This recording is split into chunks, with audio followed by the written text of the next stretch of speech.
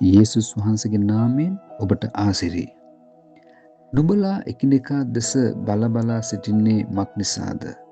උත්පත්ති 42:1.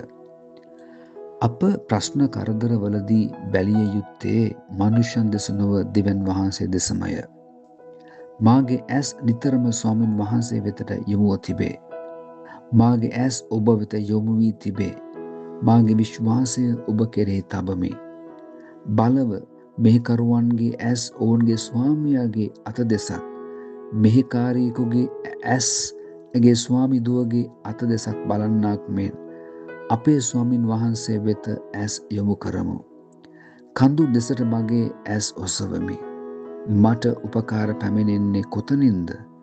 මට උපකාර පැමිණෙන්නේ අහස පොළව මැව් ස්වාමින් වහන්සේගෙන්මය. මොහොතක් සිතන්න. දෙවියන් වහන්සේ ඔබට ආශිර්වාද කරන සේක්වා. ආමේන්.